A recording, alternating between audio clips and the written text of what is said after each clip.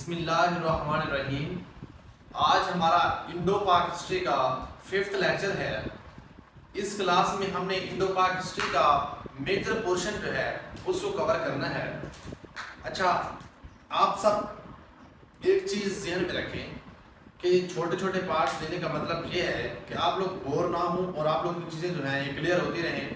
ٹھیک ہے، کوشش یہی ہے کہ آپ لوگ زیادہ سے زیادہ چیزیں لرن کریں تھوڑے ٹائم میں۔ ٹھیک ہے، یہ بورڈ پہ لکھ دینے کا مطلب یہ ہوتا ہے کہ آپ لوگ ایک تو میرے سے کوئی ٹاپک اسکپ نہ ہو جائے، ٹھیک ہے، نئی چیزوں کے لکھے ہوتے ہیں تاکہ مجھے آئیڈیا ہو جاتا ہے اچھے طریقے سے، تاکہ آپ لوگوں کو میں اس کو پھر ایکسپلین کر دیتا ہوں۔ ٹھیک ہے، ادروائز پی ڈی ایف تو آپ لوگوں کو بہت مل جاتے ہیں، پی ڈی ایف میں پھر وہ چیز یاد رکھنا مشکل ہوتا ہے جو آپ کو ایک فلم بنا کے سنائی جاتی ہے۔ ٹھیک ہے، تو آپ لوگوں نے اپنے ساتھ سیریس رہنا ہے، اور اگر آپ لوگوں میں سے جو کینڈیڈیٹ بھی کنسسٹنسی کے ساتھ کرتا رہے گا جب تک اس کو جاب نہ ملے، ہو سکتا ہے آپ کی قسمت میں اس سے بھی اچھی لکھی ہو۔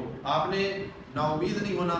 خدا تعالیٰ کی ذات جو ہے وہ بندے کو کیا کرتی ہے، آزماتی ہے ڈفرینٹ سورسز سے، ڈفرینٹ طریقے سے۔ ٹھیک ہے، تو آپ اپنی آزمائش کو آزمائش کی سمجھنا ہے، آپ نے اپنی ناکامی نہیں سمجھنا کبھی بھی کسی بھی زندگی کے مقصد میں، کیونکہ ہمیشہ آپ کو جب کوئی بڑا مقصد دیا جاتا ہے تو اس کے پیچھے بہت ساری اسکورپینز ہوتی ہیں، آپ کی زندگی میں بہت سارے مسائل ہوتے ہیں جنہیں آپ نے لے کر چلنا ہوتا ہے، لیکن کنسسٹنسی، مستقل مزاجی، ہارڈ ورک اور صحیح راستہ نہیں چھوڑنا ہوتا۔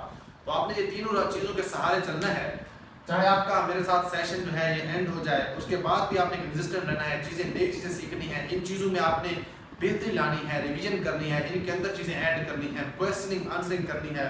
ٹھیک ہے، تو شروع کرتے ہیں۔ یہ سمجھیں، جیسے میں پہلے کہتا رہتا ہوں، یہ وائٹ ہے بورڈ، اس میں کچھ بھی لکھا ہوا نہیں ہے، ہم لوگ یہاں سے سٹارٹ کر رہے ہیں اور پہلا لفظ آپ نے یہی دیکھنا ہے کہ ہم نے 1929 میں چھوڑا تھا تقریباً۔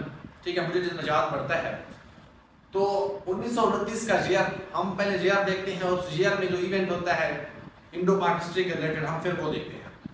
تو خدائی خدمت گار، سرونٹ آف گاڈ، یہ ایونٹ، یہ موومنٹ، اس کا ایئر پوچھا جاتا ہے، اس کو سٹارٹ کس نے کیا وہ پوچھا جاتا ہے۔ تو اس کو سٹارٹ کرنے والا جو ہے وہ ہے خان عبد الغفار خان۔ ٹھیک ہے، خان عبد الغفار خان، جسے باچا خان بھی کہتے ہیں، خان عبد الغفار خان جسے باچا خان بھی کہتے ہیں، اور اس کا ٹائٹل ہے سرحدی گاندھی۔ بیسیکلی یہ NWFP یعنی KPK سے تھا، سرحدی گاندھی۔ یہ مسلم لیگ کے خلاف تھی، یہ موومنٹ جو تھی مسلم لیگ کے خلاف تھی، سرونٹ آف گاڈ۔ اب آپ کو پی ڈی ایف میں ملے گا سرونٹ آف گاڈ 1929، لیکن آپ کو یاد رکھنے کے لیے یہ چیزیں ساتھ نہیں ملیں گی۔ خدائی خدمت گار، خدا کس نے سٹارٹ کی تھی؟ خان عبد الغفار خان نے، اس کا نام دوسرا نام باچا خان۔ ٹھیک ہے، اس کو سرحدی گاندھی بھی کہتے ہیں۔ ٹھیک ہے، کس کے خلاف تھی؟ مسلم لیگ کے خلاف تھی۔ ٹھیک ہو گیا، تو یہ ایک MCQ جو ہے اس میں 3-4 کویسچن آپ جو بن سکتے ہیں وہ بتائے گئے ہیں۔ اس کے بعد آتے ہیں 1930 کے سال میں۔ سب سے پہلے سول ڈس اوبیڈینس موومنٹ، سول ڈس اوبیڈینس موومنٹ جو ہے، سول نافرمانی کی تحریک چلائی گئی گاندھی کی طرف سے۔ یہ کس نے چلائی؟ کانگریس نے چلائی، گاندھی نے چلائی۔ اس لیے کویسچن بنتا ہے سول ڈس اوبیڈینس موومنٹ کا سال 1930 چلائی کس نے؟ گاندھی نے چلائی۔ اس کے بعد ڈنڈی مارچ۔ ڈنڈی مارچ بیسیکلی کیا ہے؟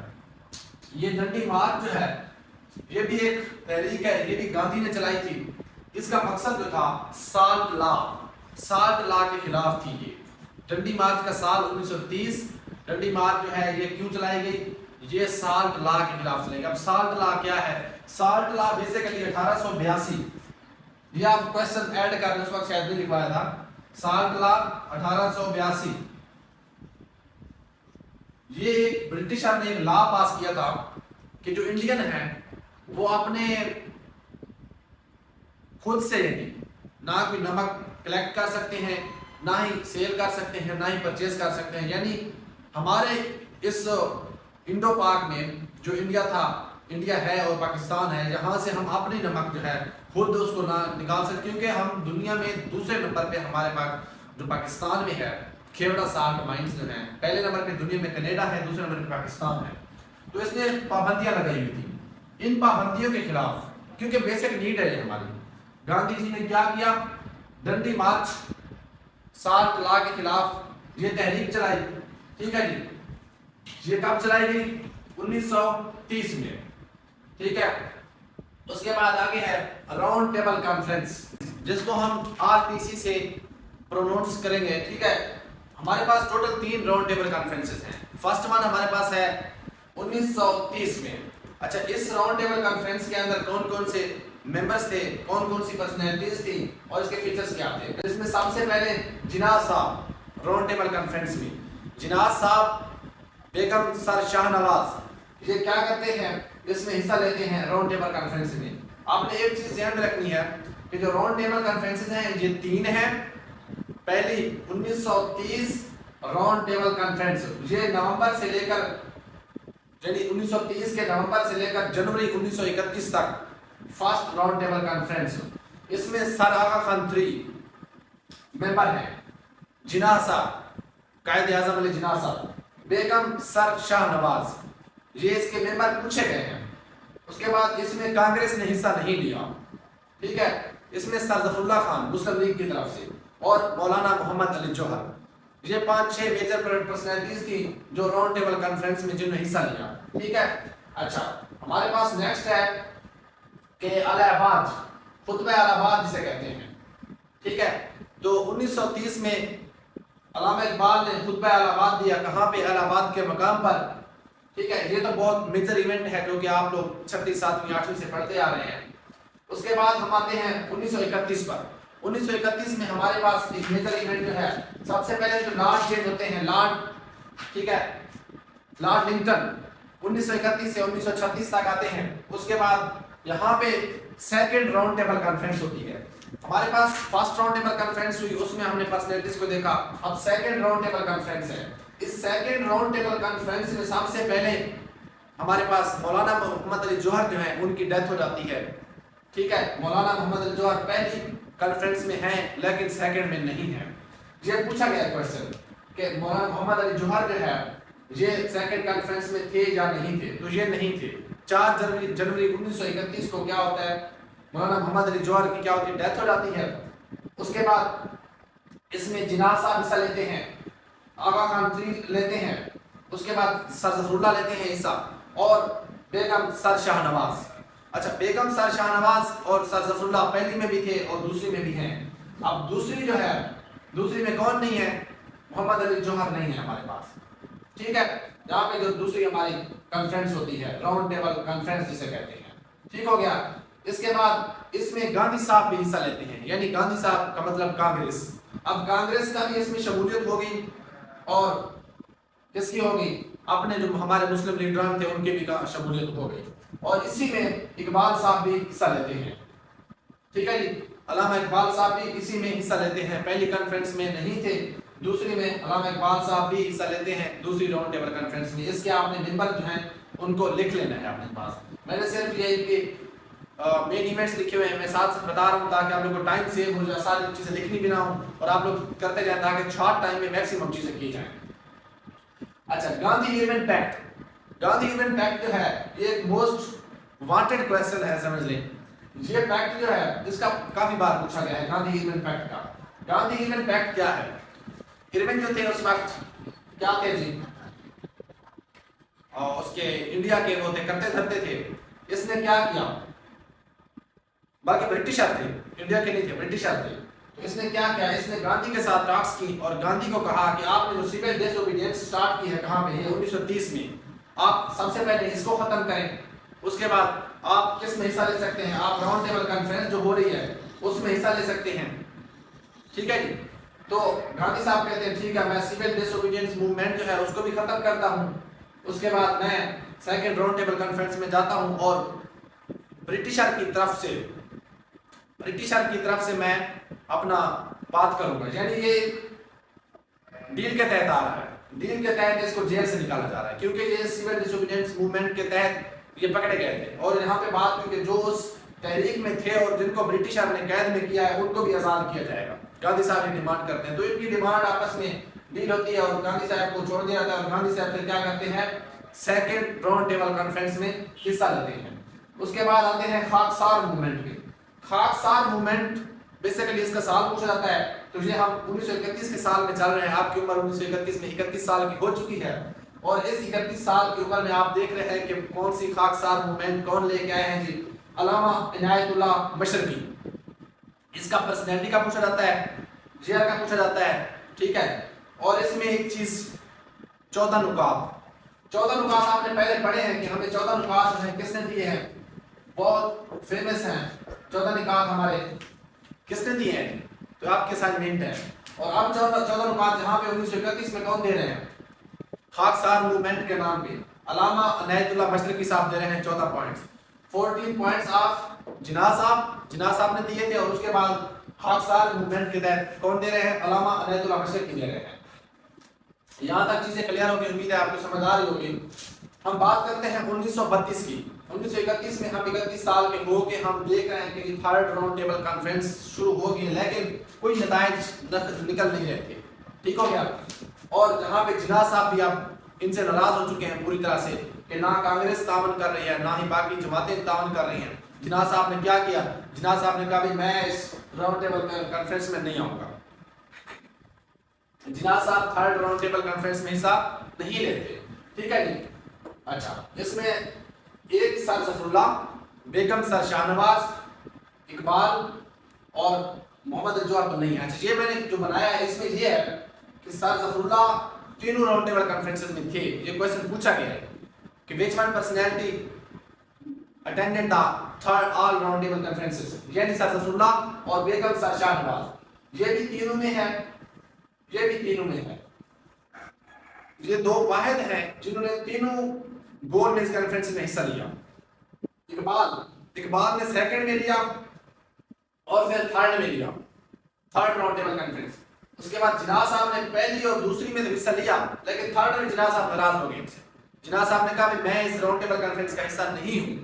جناح صاحب یہاں سے اپنے آپ کو سیلف ایگزائل, جلا وطنی, خود کو سیاست سے اس سارے معاملات سے جناح صاحب اعلان کرتے ہیں کہ میں ان چیزوں میں نہیں ہوں, میں بیت پہ ہوں.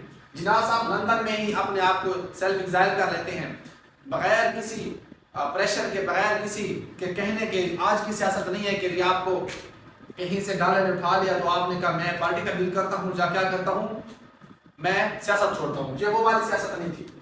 یہاں پہ جناح صاحب خود سیلف ایگزائل کر رہے ہیں اپنے آپ کو, اور کیا کر رہے ہیں جی, جناح صاحب جلا وطنی کے طور پر لندن میں رہ گئے, کہتے ہیں کہ میں اس سیاست میں کوئی حصہ لینے والا نہیں ہوں. یہ کویسچن پوچھا گیا 1932-34, ٹھیک ہے. جناح صاحب سیلف ایگزائل. اچھا, محمد علی جوہر جو ہے اس نے صرف پہلی کانفرنس میں حصہ لیا, اقبال صاحب نے دوسری اور تیسری میں, جناح صاحب نے پہلی اور دوسری میں, سر ظفر اللہ خان اور بیگم سر شاہ نواز انہوں نے تینوں کی تینوں کانفرنس میں حصہ لیا. یہ کویسچن بہت ضروری کویسچن ہے, یہ بھی آپ نے اچھے طریقے سے یاد رکھنا ہے. بات کرتے ہیں کمیونل ایوارڈ کی. کمیونل ایوارڈ 1932, کیونکہ ہم 1932 کے سال میں چل رہے ہیں تو کمیونل ایوارڈ ہمارے پاس ہے 1932 میں. اب 1932 میں یہ کمیونل ایوارڈ کیا تھا؟ بیسیکلی کمیونل ایوارڈ جو ہے یہ میکڈونلڈ ایوارڈ بھی کہتے ہیں اس کو, اس کا دوسرا نام ہے میکڈونلڈ ایوارڈ. اب اس میں کیا ہوتا ہے, اس میں بیسیکلی رامسے میکڈونلڈ اس وقت جو برٹشر تھے اس نے کیا کیا, اس نے کہا کہ جتنی پارٹی ہیں جو ریلیجس بیسڈ ہیں, سوشل بیسڈ ہیں, جس طرح کی بھی ہیں, ان کو اپنے اپنے الگ ووٹ کاسٹ کرنے کا پارٹی کو حق دیا گیا.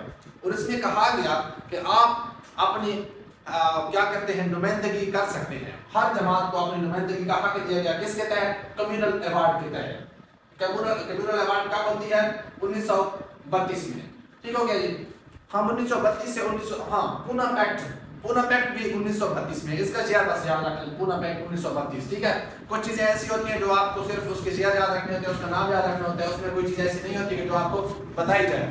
اچھا, ایک چیز 1932 میں جب ہم تھے تو 1932 میں ہم نے دیکھا سرونٹ آف گاڈ جو ہے, خدائی خدمت گار, اسی میں 1929 کے اندر کیا ہوتا ہے, غازی علم دین شہید, ٹھیک ہے جی, وہ کیا کرتے ہیں, راجپال کو موت کی گھاٹ اتارتے ہیں, جہنم وصل کرتے ہیں. 13 اکتوبر, ٹھیک ہے, کب 13 اکتوبر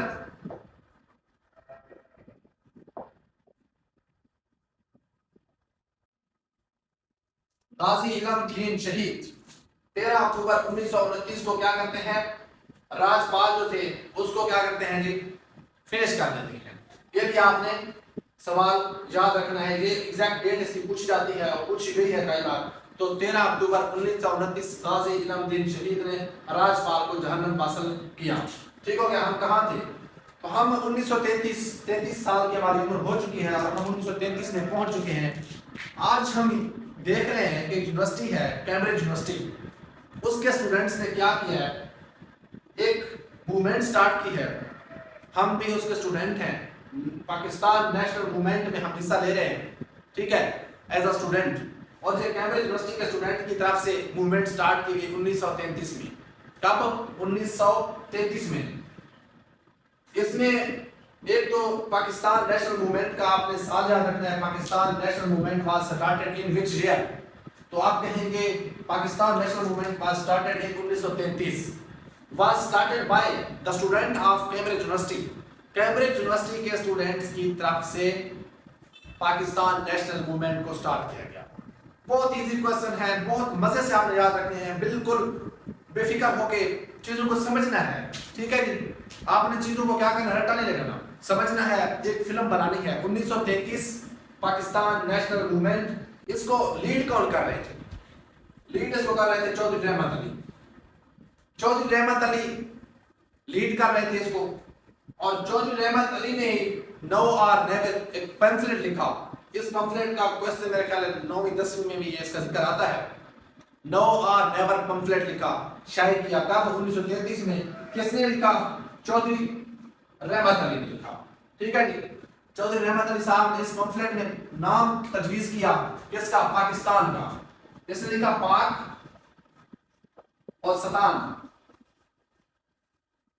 پاک مطلب پاک، ستان مطلب جگہ، پاک لوگوں کی جگہ یا پاک جگہ. پھر اس کو ایک لک دینے کے لیے آئی کو ایڈ کر کے پاکستان بنایا گیا، لکھا گیا. پہلی بار تجویز کیا کس نے؟ نام تجویز کیا جی چودھری رحمت علی نے. کس میں؟ نو آر نیور پمفلٹ میں شائع کیا. ٹھیک ہے جی. کب؟ 1933 میں.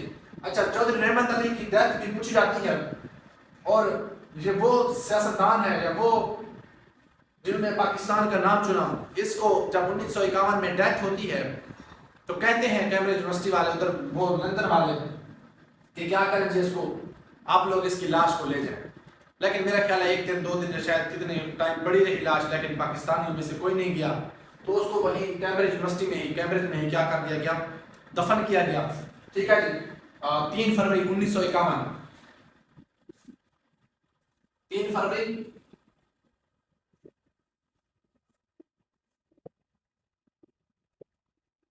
1951 چودھری رحمت علی کی کیا ہوتی ہے؟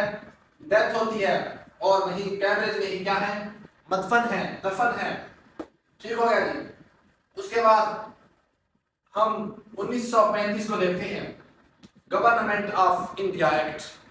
یہ ایک کوشچن سال تو 1935 کا ایک ہے، اس میں کافی سارے کوشچن جو ہیں کیا کیا چینجز آئے. 1919 کا جو ایکٹ تھا ہمارا، اس میں کون سی تبدیلیاں لائے گی، اس کو موڈیفائی کیا گیا. 1935 کا ایکٹ دیا گیا. اگر ہم بات کریں 1935 کے ایکٹ کی، تو 1935 کے ایکٹ میں سب سے پہلے تو جو گورنمنٹ کی سیٹس تھی، ایک ہوتا ہے ہمارے پاس اس میں آرٹیکلز اس میں تھے 321. گورنمنٹ آف انڈیا ایکٹ کے آرٹیکل پوچھے جاتے ہیں، کتنے تھے؟ 321. آپ یہاں پہ لکھیں تو یہاں پہ لکھ دیتا ہوں آرٹیکل 321 آرٹیکل تھے. اس میں پروونسز کتنے بنائے گئے؟ پروونسز میں 11 بنائے گئے. 11 provinces. Government of India act کے تحت کتنے پروونس؟ 11 پروونس بنائے گئے. نیچے نظر شاید نہ آ رہا ہوں، اس سے ادھر لکھ لیتے ہیں. ٹھیک ہے. اس کے بعد اس نے سسٹم فیڈرل لایا ہے. کون سا سسٹم؟ فیڈرل سسٹم متعارف کروایا گیا. ڈائر کی سسٹم کو ختم کیا گیا. 1919 میں ڈائر کی سسٹم لایا گیا. 1919 میں لایا تھا. 1931 میں کیا کیا 21 میں امپلیمنٹ ہوا اور 1935 میں ریموو کیا گیا. فیڈرل سسٹم کو لے کے آئے اور ڈائر کی سسٹم کو ریموو کیا گیا. یہ کوشچن آپ لکھ لیں. Dyarchy system was removed in which year? 1935 کے گورنمنٹ آف انڈیا ایکٹ کے تحت. لیکن اس کو 1935 میں صوبوں سے تو ختم کر، بلکہ 1937 میں صوبوں سے پھر ختم کیا گیا، لیکن سینٹر میں پھر بھی موجود رہا. गवर्नमेंट ऑफ इंडिया एक्ट के तहत, ठीक है। इसमें फेडरल सिस्टम था और इसमें क्या था, इसमें एक सिंध को सेपरेट किया गया, सिंध को किससे सेपरेट किया गया, सिंध से बंबई सेपरेट हुआ, सिंध और बंबई क्या हुए, सेपरेट हुए। लेकिन इसमें कहा तो गया 1935 के एक्ट में, लेकिन इन रियल हुआ कब, 1936, Sindh separate Bombay 1936। Burma Myanmar, ठीक है, जो आज का म्यांमार नाम बर्मा, ठीक है, म्यांमार बर्मा, बर्मा सेपरेट हुआ इंडिया से 1937। 1935 के एक्ट में कहा गया, लेकिन इंप्लीमेंटेशन कब हो रही है या उसको लागू कब किया जा रहा है इन चीजों पर। सिंध सेपरेट हुआ बंबई से 1936, बर्मा सेपरेट हुआ इंडिया से कब, 1937। ठीक हो गया जी। उसके बाद 1921 और 1919 का जो एक्ट है, इसमें एक था लोअर हाउस, एक था अपर हाउस। अपर हाउस में थी 60 सीट्स, 60 सीट्स थी ना, तो अब उन 60 सीट को बढ़ाकर कितना किया गया है जी, हमारे पास जगह चलिए बता देता हूं, आप लोग आराम से सुनिए और लिख लेते हैं साथ साथ। 1919 के एक्ट के तहत 60 सीट थी अपर सीट्स, अपर हाउस की, ठीक है जी, 60, और अब बढ़ा कितने की, 260। कितनी सीट्स की गई, 260 की गई। और जो लोअर हाउस था, लोअर हाउस की सीट्स थी 145, 145 थी, जो कि 375 की गई। सवाल को गौर से सुनिए। According to government of India act 1919, the seats of upper house was 60 but increased 260, ठीक है, अब बढ़ाकर 260 कर दी गई। और पहले जो लोअर हाउस की सीट्स थी वो थी 145 और अब कितनी की गई, 375, 375, ठीक है जी। अब कितनी की गई, 375 बढ़ाकर। और मैंने बताया कि डायरेक्ट सिस्टम जो था उसको भी क्या कर दिया गया, रिमूव कर दिया गया। कहां से, सूबू से तो रिमूव किया गया 1937 में, वो भी 2 साल बाद जाके, लेकिन कहां, सेंटर में अभी तक भी मौजूद था। Direct system was removed in 1937 in from provinces but still was enforced in centre, ठीक हो गया। सेंटर में मौजूद था डायरेक्ट सिस्टम, लेकिन सूबू में क्या कर दिया गया, खत्म किया गया। अच्छा, 375 सीट्स 145 से बढ़ाकर लोअर हाउस की और 60 से बढ़ाकर 260 कर दी गई अपर हाउस की। जहां तक हमारा गवर्नमेंट ऑफ इंडिया एक्ट जो है, इसके अंदर जो चेंजेस थे, जो इसके मेजर इवेंट्स थे, जो चीजें थी, वो आपने लिख ली, आपने याद कर लिया, आपको समझ आ गई, आपने सीख ली है, ठीक हो गया।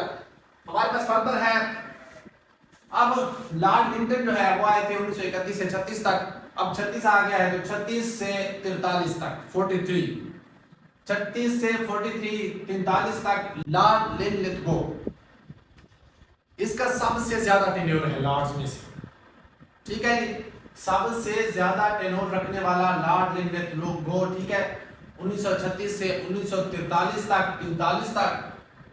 और इसी के दौर में हो रहे हैं 1936 और 37 के इंतखाबात। Government of India act, communal ward, ठीक है, अलग अलग जो उनको सीट्स दी गई, उसके तहत उनके रिजल्ट्स में तहरीक ने जोर पकड़ते हुए 1936-37 में आखिरकार क्या हुए, इलेक्शन हुए। 1936 और इलेक्शन जो है ये हो रहे हैं, इसमें टोटल सीट्स जो थी 1585, 1585। The total seats in the election of 1936-7 कितनी, 1585। मुसलमानों को कितनी दी गई, फिर मुसलमानों की जो अलग पार्टियां थी उसको कितनी दी गई, और कांग्रेस को कितनी दी गई, तो ये आपने देखना है। 1585 सीट्स दी गई, टोटल सीट्स हैं, सीट्स मुसलमानों को दी गई 492। मुसलमानों को कुल सीट्स कितनी दी गई, मुख्तलिफ मुसलमानों की पार्टियां हैं, सिर्फ मुस्लिम लीग की बात नहीं हो रही, मुसलमानों की बात हो रही है। मुसलमानों को 492 सीट दी गई, जिसमें से हमारे मुस्लिम लीग को 106 दी गई। कितनी सीट्स दी गई, 106 सीट्स दी गई मुस्लिम लीग को मुसलमानों में से। यूनियनिस्ट पार्टी को कितनी दी गई, 101 सीट दी गई, और इसी तरह बाकी पार्टियों को भी थोड़ी थोड़ी सीट्स क्या दी गई। لیکن ہوتا کیا ہے، مسلم لیگ اوریجنل پارٹی جو دعویٰ کرتی ہے پاکستان بنانے کا 106 سیٹ، اور جہاں پہ ان کی اپنی اکثریت تھی وہاں سے بھی انہوں نے کتنے سیٹس ون کی؟ کچھ بھی نہیں، زیرو۔ لیکن یونینسٹ پارٹی کو کسی طرح سے جیسے بھی ہوا، آئی تھنک 94 سیٹس جو ہیں یونینسٹ پارٹی کے پاس آتی ہے، ٹھیک ہے۔ اور پھر یہ پنجاب میں حکومت بناتے ہیں یونینسٹ والے، کیونکہ 8 پروونسز میں 711 سیٹ، ہاں کانگریس کو کتنی سیٹ دی گئی؟ 711۔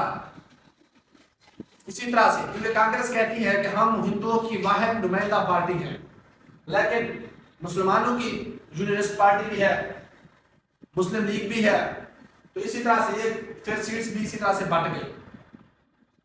تو کانگریس نے 8 صوبوں میں حکومت بنائی، کو گورننس، ٹھیک ہے، 7 میں خود میرے خیال جیتے اور 1 پروونس میں کسی پارٹی کو ملا کے وہ بنایا، ٹھیک ہے، حکومت بنائی، تو 8 پروونسز میں۔ اچھا یہاں پہ ٹوٹل کتنے پروونس تھے؟ 11، ٹھیک ہے۔ گورنمنٹ آف انڈیا ایکٹ کے تحت 1935 والے کے تحت ٹوٹل 11 پروونسز، جن میں سے 8 کے پاس یعنی میجورٹی جو ہے کہاں پہ چلی گئی؟ کانگریس کے پاس چلی گئی۔ مسلمانوں کی تو خیر نہیں ہے، مسلمانوں پہ کیا ہونے لگے؟ ظلم کے پہاڑ ٹوٹنے لگے یہاں پہ، ٹھیک ہے۔ اور ہاں ایک کوشچن میں بات پیچھے بھول آیا ہوں کہ سیلف ایگزائل پہ جناح صاحب چلے گئے تھے، لیکن پھر واپسی بھی تو کی ہے نا جناح صاحب نے پھر اس کے کہنے پہ کہاں پہ ہیں سیلف ایگزائل، ٹھیک ہے، کس کے کہنے پہ؟ لیاقت علی خان صاحب کے کہنے پہ واپسی کی تھی، آئی تھنک 1934 میں، اور پھر 1934 سے لے کر 1948 تک ٹل ڈیتھ 11 ستمبر 1948 تک کیا رہے قائد اعظم؟ تقریباً 15 سال کا ٹینور بنتا ہے، جس میں جناح صاحب پھر صدر رہے، پریزیڈنٹ آف مسلم لیگ رہے، ٹھیک ہے۔ یہ اسی مسلم لیگ کی سیٹس ہیں، 106 سیٹس جو دی گئی ہیں۔ اچھا ہمارا موضوع کہاں پہ تھا؟ ہاں تو 8 پروونسز میں کیا کرتے ہیں؟ یہ حکومت بناتے ہیں، اور پھر ایک تھا آئی تھنک سندھ، اور ایک پنجاب، اور تیسرا پروونس مجھے یاد نہیں رہا جس میں حکومت ان کی نہیں بنی تھی، تو وہاں پہ پھر ان لوکل گورنمنٹ لوکل پارٹیوں نے مل کے حکومت بنائی اور چلائی، جو کہ زیادہ اثر چل نہ سکی، ٹھیک ہو گیا۔ تو یہ الیکشن 1936-37 کے انتخابات تھے۔ بات کرتے ہیں 1939، یہ 2 سال جیسے تیسے تھے، گزر گئے، لیکن گزرے بڑی مشکل سے۔ مسلمانوں کے حالات جو تھے بہت ڈاؤن ہو چکے تھے، مسلمانوں کو ہر طرح سے نیست و نابود کرنے کی کوشش کی جا رہی تھی، ان کے حالات فل کمزور کر دیے گئے، جیسے ظلم ہوتا تھا ان کے حقوق پہ ڈاکہ ڈالا جا سکتا تھا، ڈالا گیا۔ تو ایٹ دی اینڈ 1939 آتا ہے، ٹھیک ہے، 22 دسمبر 1939، ٹھیک ہے، کون سا؟ 22 دسمبر 1939، 22 دسمبر 1939 ڈے آف ڈیلیورنس۔ کون سا ڈے؟ وہ دن جب کانگریس نے ریزائن کیا، 22 دسمبر 1939، ٹھیک ہے، 22 دسمبر 1939 کانگریس نے ریزائن کیا، ریزائن کانگریس فرام منسٹریز سے، حکومت سے جب کانگریس نے ریزائن کیا تو یہاں مسلمانوں کو کہا گیا کہ آپ، ٹھیک ہے جی، کیا منائیں؟ نجات کا دن منائیں، day of deliverance as a نجات، کہ ہمیں اس حکومت سے، ان کانگریس والوں سے آخر کار نجات ملی، اور ہم نے نجات پائی 1939 ڈے آف ڈیلیورنس۔ جہاں تک اس کے بعد اب real Pakistan, creation of Pakistan یہاں سے سٹارٹ ہوتا ہے، ٹھیک ہے۔ تو اب ہم دیکھتے ہیں further 1940 Lahore resolution. Lahore resolution کا دوسرا نام ہے پاکستان ریزولوشن، اسی کو لاہور ریزولوشن بھی کہتے ہیں، پاکستان ریزولوشن بھی کہتے ہیں۔ اچھا اس کے سپورٹران تھے پنجاب سے، سندھ سے، کے پی کے سے، اوورال یو پی سے جو اس کو سٹینڈرڈ کر رہے تھے وہ خلیق الزمان تھے، ٹھیک ہے، خلیق الزمان جو تھے یو پی سے تھے، یعنی اپر پردیش سے تھے، اس کے سپورٹران کی بات ہو رہی ہے۔ اس کے بعد جو پنجاب سے تھے وہ سر ظفر خان تھے، سر ظفر خان جسے ظفر علی خان کہتے ہیں، وہ پنجاب سے اس کو سپورٹ کر رہے تھے لاہور ریزولوشن کو۔ یہ بیسیکلی 23 مارچ 1940 کو پیش کی گئی۔ پیش کرنے والے کون ہیں یہ آپ کی اسائنمنٹ ہے، کیونکہ آپ میرے خیال ہے بہت عرصے سے سنتے آ رہے ہیں کہ کوئی شیر بنگال ہیں، جو لاہور ریزولوشن کو پیش کرنے والے ہیں. ٹھیک ہے جی. تو یہ آپ کے اسائنمنٹ ہے, آپ نے کمنٹ کرنا ہے کیونکہ آپ نے بہت بار پاک اسٹڈی میں پڑھا ہے.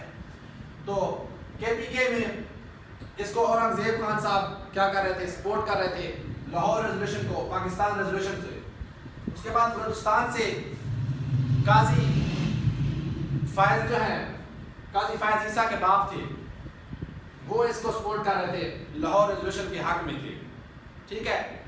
شیر بنگال فضل الحق صاحب ایسے ہیں میرا خیال ہے, اس نے کیا کیا 23 مارچ 1940 کو پیش کی, لیکن ایکسیپٹ کب ہوئی 24 مارچ, نیکسٹ ڈے ایکسیپٹ ہوئی. اگر کویسچن بنتا ہے کہ لاہور ریزولوشن واز پاسڈ یا ایکسیپٹڈ تو 24 مارچ ہے, لیکن کویسچن کی نیچر پہ ڈیپینڈ کرتا ہے کہ آپ نے کویسچن کو دیکھنا ہے کہ وہ کیا ایکسیپٹ کی گئی یا پیش کی گئی. تو پیش 23 مارچ 1940 کو ہوتی ہے, لیکن ایکسیپٹ کیا ہوتی ہے, کب ہوتی ہے 24 مارچ کو ہوتی ہے. بیسیکلی اس کا مقصد کیا تھا, ڈیمانڈ فار پاکستان. اس میں کہا گیا کہ ہمیں اپنا الگ ملک چاہیے, ہمیں الگ کنٹری چاہیے جس میں ہم اپنے مطابق رہ سکیں. اس میں پہلی بار پاکستان کا نام آفیشیلی اڈاپٹ کیا گیا. لاہور ریزولوشن پاکستان ریزولوشن میں officially name of Pakistan was adapted in Lahore resolution اور پاکستان ریزولوشن, جو 1933 میں نو اور نیور پمفلٹ میں چودھری رحمت علی نے لکھا پاکستان, پاک لوگوں کی جگہ. تو یہ پاک لوگوں کی جگہ کو پہلی بار اڈاپٹ کیا گیا 23 مارچ 1940. 400 ورڈز تھے, 5 پیراگراف تھے لاہور ریزولوشن کے, اور یہ انگلش میں لکھی گئی. اوریجنلی انگلش میں لکھی گئی, لیکن سر ظفر خان نے کیا کیا, اس کو اردو میں ٹرانسلیٹ کیا. تو یہ بیسیکلی لاہور ریزولوشن کے ریلیٹڈ جو کویسچن بنتے تھے وہ میں نے آپ کو یہاں پہ بتا دیا, آپ نے اچھے سے لکھ لیے ہیں اور آپ نے یاد بھی کر لیے ہیں. اچھا, یہاں پہ 1940 میں ہی ہمارے پاس نیکسٹ اگست آفر. اگر ہم اگست آفر کی بات کریں تو اس وقت ورلڈ وار 2 کا دور چل رہا تھا, اور جہاں پہ برٹشر جو تھے ان کو نظر آ رہا تھا کہ اگر ہمارے گھر سے, ہمارے اس انڈیا سے جو ہم ہمارے رول کے اندر ہیں, یہ ساتھ نہیں دیتے تو ہم یہاں پہ ہار جائیں گے. تو انہوں نے اگست میں آفر دی اور کہا کہ آپ لوگ ہمارا ساتھ دیں, ہم آپ کو ڈومین دیں گے, کافی سارے آپ لوگوں کی باتیں جو ہیں, شرائط جو ہیں ہم مانیں گے. تو یہ بیسیکلی اگست آفر تھی, یہ 1940 میں ہے اگست آفر. ہم creation of Pakistan in real 1943 سے 1947 43 to 47, یہ 4 سال کا دورانیہ جو ہے, لارڈ ویول سیکنڈ لاسٹ لارڈ ہے, یہ لارڈ ویول لن لیت گو کے بعد یہ سب سے زیادہ ٹینور رکھنے والا لن لیت گو 1936 سے 1943 43 43 کہہ لیں 43 کہہ لیں, میری لینگویج ہے 43, آپ کہہ رہے ہیں 43, آپ پڑھے لکھے ہیں, اردو والے ہیں, میری لینگویج جو ہے اس میں 43 ہے تو 43. ٹھیک ہو گیا. اس کے بعد 1943 سے 1947 لارڈ ویول سیکنڈ لاسٹ ویول ہیں, اس کے دور میں کچھ چینجز آئے, وہ ہم دیکھتے ہیں کہ کیا کیا چینجز آئے.